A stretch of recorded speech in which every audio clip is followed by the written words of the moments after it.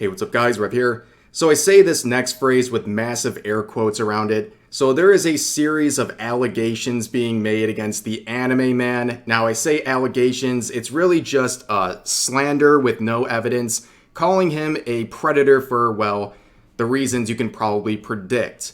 So people getting slandered over anime is nothing new on Twitter, we see it every day. But it's really interesting to me to see how viral some of these tweets can go. And unfortunately for the anime man, that is exactly what happened to him.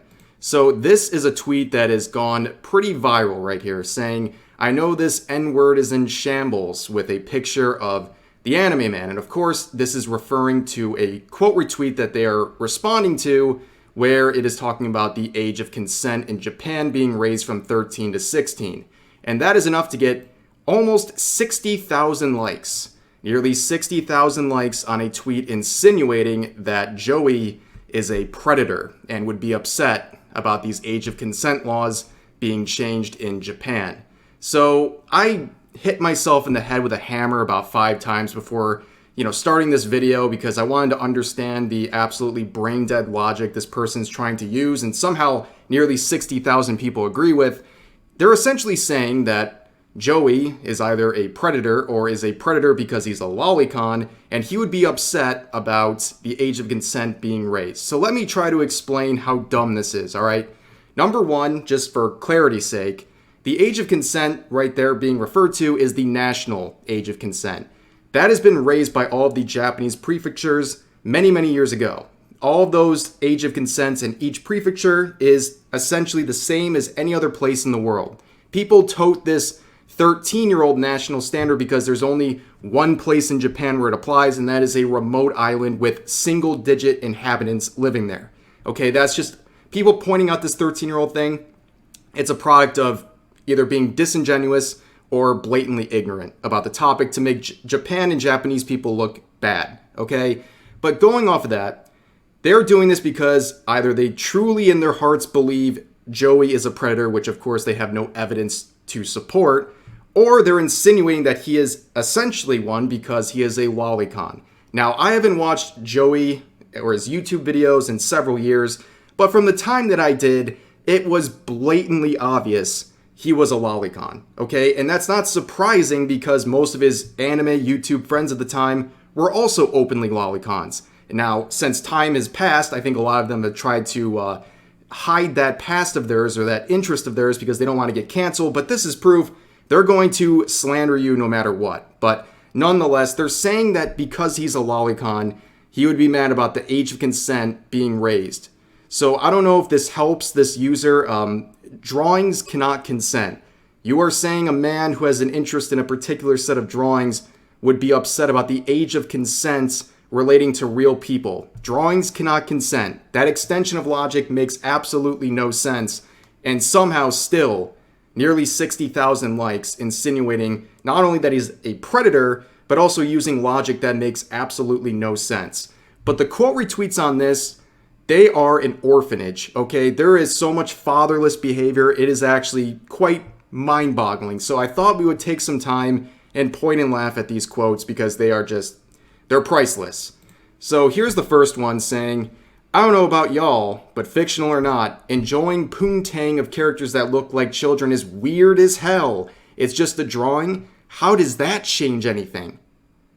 How does that change anything? I think the fact that there's a difference between real people and drawings is pretty important. I would ask this person, if a random stranger came up to you on the street and said, "I'm gonna shoot someone," would it make a difference if they were talking about a real person or a drawing? Would there be a difference in how you would react to that? It's the same thing with drawings versus real life, okay? I think there's a difference here. And the funny thing is, what they're saying here, this first part, totally valid. Totally valid. You can find this stuff weird. You can find lolly, anime, any of that stuff. Any stylized drawings like that, you can find them weird. You're completely entitled to that. But the line gets drawn when people start accusing you of pedophilia over drawings while you're also benefiting actual predators by watering down that term to apply to something that doesn't fit. But again, you're valid in having that feeling, but don't let it melt your brain to the point where you're saying drawings and real people are the same, and there's no difference between them. Like, come on, dude. This next one says, the anime man has always been a massive nonce, and it's only a matter of time before they find cheese pizza on his hard drive. Cheese pizza meaning CP. So I see a lot of replies like this one, not just directed at the anime man, but other content creators as well, all the time. These people allow their disliking of a content creator get to the point where they're excited about the possibility of that person being outed as a groomer or having CP on their hard drive. Let me make this very clear to this person. In order for that to happen, in order for you to justify your disliking of this content creator, a real-life child would have to be hurt in that scenario. You are giddy about the possibility of a child being hurt just so you can celebrate disliking a random person on the internet who doesn't even know you exist. That is completely delusional. Never let these people convince you they actually care about kids when they get excited at the possibility of some content creator they don't like getting outed as a groomer or some sort of a predator. Like, they enjoy the own much more than any care or regard for real children that would be hurt in that scenario. Okay, here's another one saying, remember when him and some other anime-based YouTubers made a video reacting to CP? Do you guys think there's a video on YouTube right now that you could search up where the anime man and other YouTubers would be reacting to CP, like actual CP? Yeah, you know this person's referring to anime, but the way these people make these disingenuous statements, it's so reeking of desperation. Like, why do you have to insinuate something that's clearly not true? I don't know.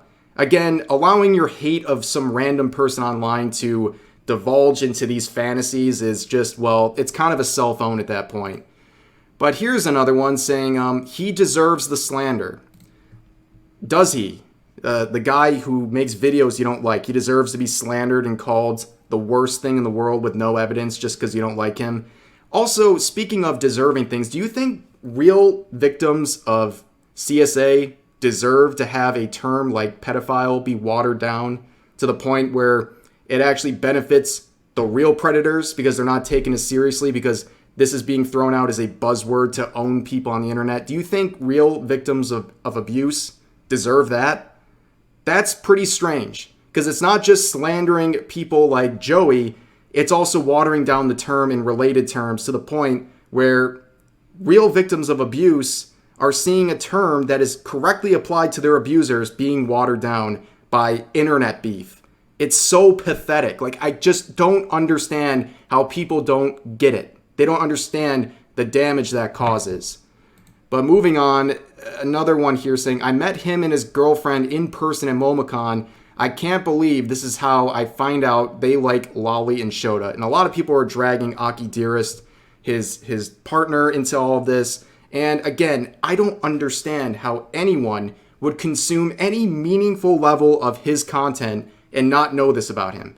It seems completely impossible to me. It's like a South Park fan being shocked that there's edgy jokes in their series. Like, of course. Like, you would know this if you watched any meaningful level of his content. But it just goes to show people are just, they're jumping on the bandwagon to hate on this guy because, I guess, clout, maybe? Who knows?